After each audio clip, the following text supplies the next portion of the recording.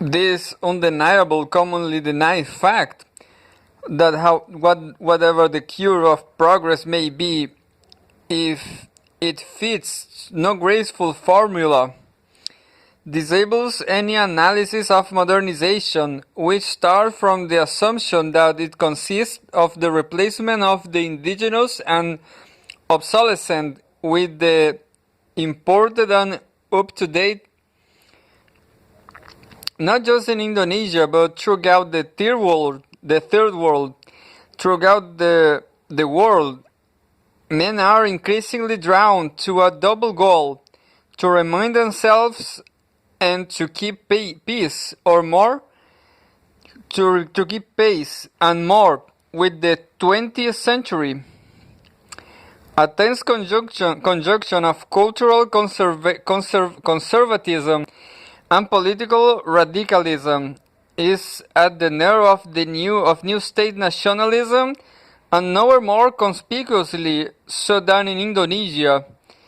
What Abdullah says of the Minangkabau, that accommodating to the contemporary world has required continuing revision of the meaning of modernization, involved new attitudes toward tradition itself, and an unending search for a suitable basis of modernization. Is said in one manner or another throughout each of the essays. What they reveal is not a linear advance from darkness to light, but a continuous redefinition of where we, peasants, lawyers, Christians, Javanese, Indonesians, have been, now are, and gave yet to go, images of group history, character, evolution, and destiny that have only to emerge to be fought over. In Indonesia, such bending backward and forward at the same time has been apparent from the beginning of the nationalist movement, and merely grown more marked since. Sarekat Islam, the first really sizable organization, its membership increased from approximately 4,000 in 1912 to approximately 400,000 in 1914. Appealed at once to visionary mystics, Islamic purists, Marxist radicals, trading class reformers, paternal aristocrats, and messianic peasants. When this commotion disguised as a party came to pieces, as it did in the 20s, it separated not into the reactionary and progressive wings of revolutionary mythology, but into a whole series of factions, movements, ideologies, clubs, conspiracies, and what Indonesians call aliran streams, seeking to fasten one or another form of modernism onto one or another strand of tradition. Enlightened gentry, physicians, lawyers, school teachers, sons of civil servants, attempted to marry spiritual East and dynamic West by fusing a sort of cultic aestheticism with our evolutionary noblesse oblige programs of mass uplift. Rural Quranic religious teachers sought to transform anti-Christian sentiments into anti-colonial ones, and themselves into links between urban activism and village piety. Muslim modernists tried at once to purify popular faith of heterodox accretions and work out a properly Islamic program of social and economic reform. Left-wing revolutionaries sought to identify rural collectivism and political peasant discontent and class struggle. Eurasian half-castes to reconcile their Dutch and Indonesian identities and provide a rationale for multiracial independence. Western-educated intellectuals to reconnect themselves to Indonesian reality by tapping indigenous, anti-feudal, and to some extent anti-Javanese attitudes in the interests of democratic socialism. Everywhere one looks, in the favorite days of the nationalist awakening, circa 1912 to 1950, someone is matching advances, ideas, and familiar sentiments in order to make some variety of progress look less disruptive and some pattern of custom less dispensable. The heterogeneity of Indonesian culture and that of modern political thought thus played into one another to produce an ideological situation in which a highly generalized consensus at one level that the country must collectively storm the heights of modernity while clinging also collectively to the essentials of its heritage was countered on another by an accelerating dissensus as to what direction the heights should be stormed from and what the essentials were. After independence, the fragmentation of the elite on the active sectors of the population along such lines was completed as the society regrouped into competing families, the spirit, some huge, some minute, some in between, which were concerned not just with governing Indonesia but with defending it. Thus, a paralyzing incongruity grew up between the ideological framework within which the formal institutions of the would-be powerhouse state were constructed and operated, and what within which the overall political formation of the also would-be nation took shape. Between the blended integralism of guided democracy, the Pancasila, Nasacom, and the like, and the boiled pot, compartmentalization of popular sentiment. The contrast was not a single center and periphery one, integralism in Jakarta, compartmentalism in the provinces. But it appeared and in not very different form on all levels of the political system.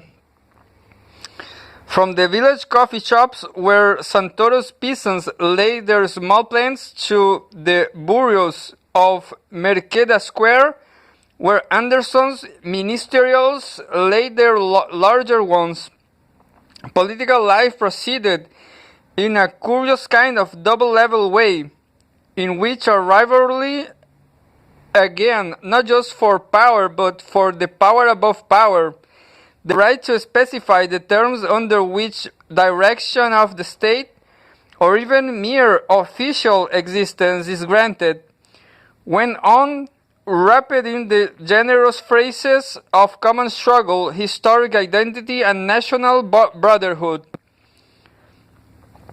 That is, political life proceeded in this way until October 1st, 1965. The Blaujet coup and its savage aftermath, perhaps 250,000 dead in 3 or 4 months, brought to open view the cultural disarray 50 years of political change had created, advanced, dramatized, and fed upon. The wash of nationalist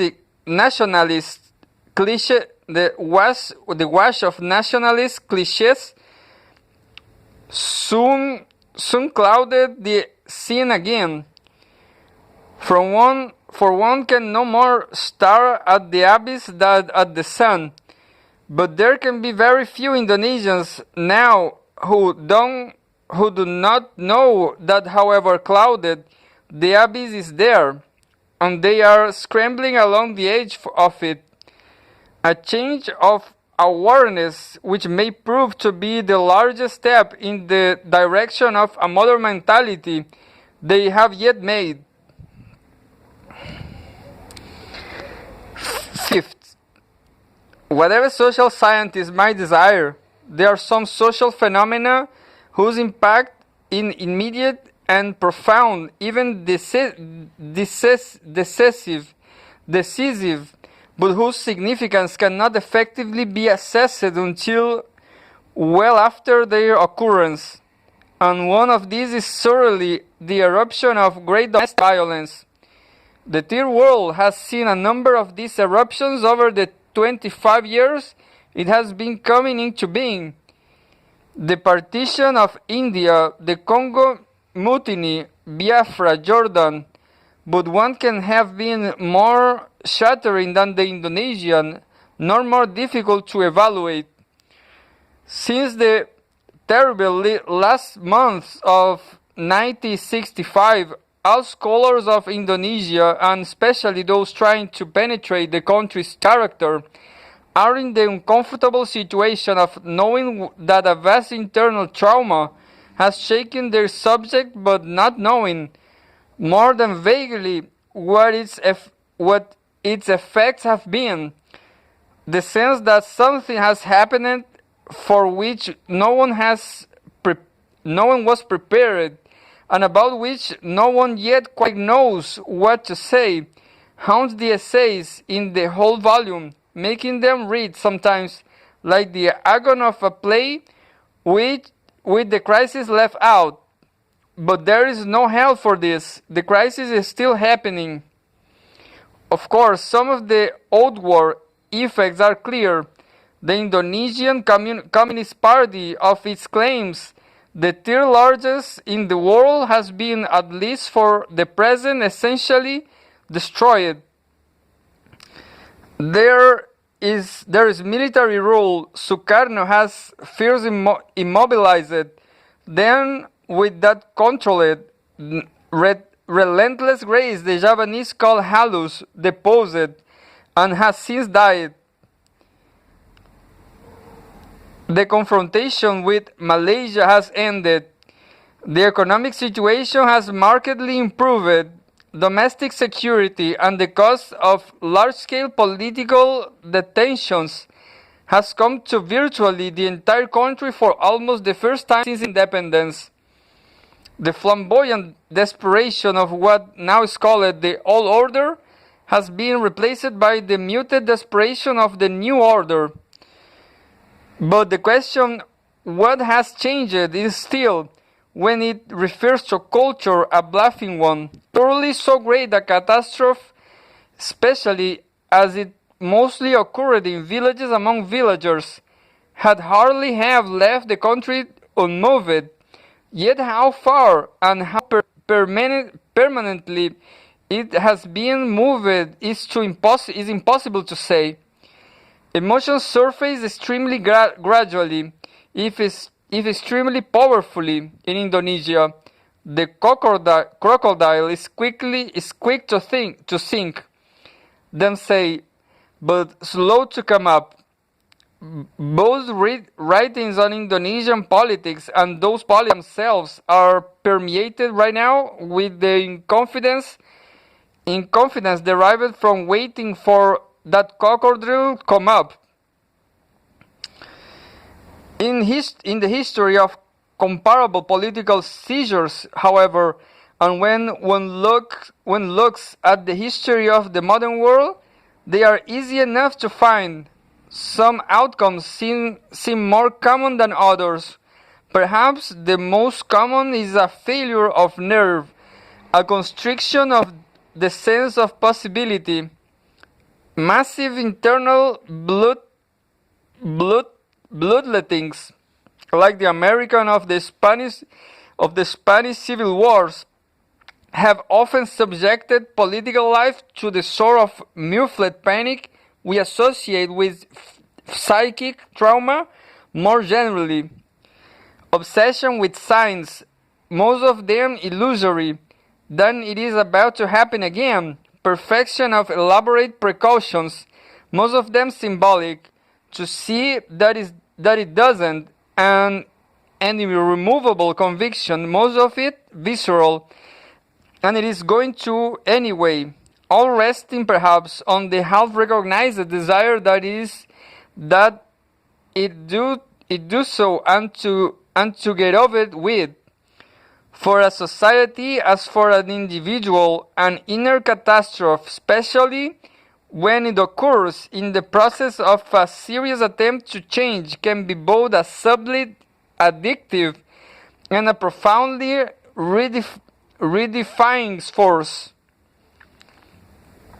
This is particularly so, and here the analogy which as public disaster refracts through private lives is not entirely an analogy.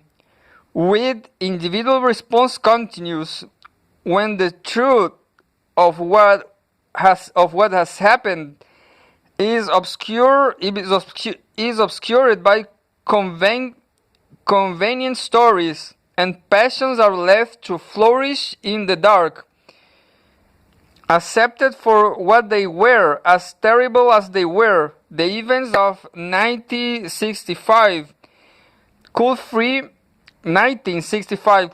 the country from many of the illusions which permitted them to happen, and most especially the illusions that the Indonesian population is embarked as a body on a straight line march to modernity, or that even guided by the Quran, the dialectic, the voice in the quiet, or practical reason, such a march is possible, denied by means of another cooked-up ideological synthesis.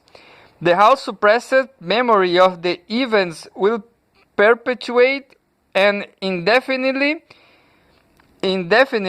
widen the gulf between the processes of government and the struggle for the real, at an enormous cost, and one which needs to have been paid. The Indonesians will seem to an outsider to have now demonstrated to themselves with convincing force the depth of their dissensus, ambivalence, and disorientation. Where the demonstration has in fact been convincing to the insiders, for whom such revelations about themselves must inevitably be terrifying, is another question.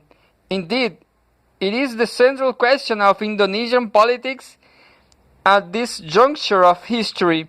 For all their before the storm quality, the studies in the whole volume contribute, if not an answer, at least a sense of what the probabilities are. However great a disruptive force the massacres may or may not have been, the conceptual matrix within which the country has been moving cannot have changed radically, if only because it is deeply embedded in the realities of Indonesian social and economic structure, and they have not. Java is still spectacularly overcrowded. The export of primary products is still the main source of foreign exchange. There are still as many islands, languages, religions, and ethnic groups as there ever were. Even now that West New Guinea has been added a few more, and the cities are still full of intellectuals without places, the towns of merchants without capital, and the villages of peasants without land. Lev's lawyers, Abdullah's reformers, Little's politicians, Sartono's peasants, and Anderson's functionaries, as well as the soldiers who now police them, face the same range of problems with about the same range of alternatives and the same stock of prejudices, and they didn't before as they did it before the Holocaust. Their frame of mind may be different. After such horrors, it is hard to believe that it is not, but the society within which they are enclosed and the structures of meaning which inform it are largely the same.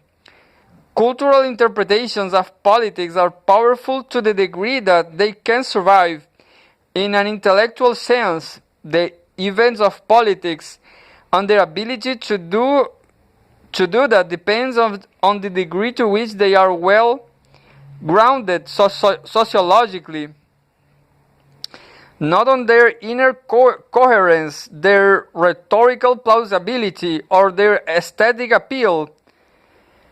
When they are properly anchored, whatever happens reinforces them. When they are not, whatever happens explodes them.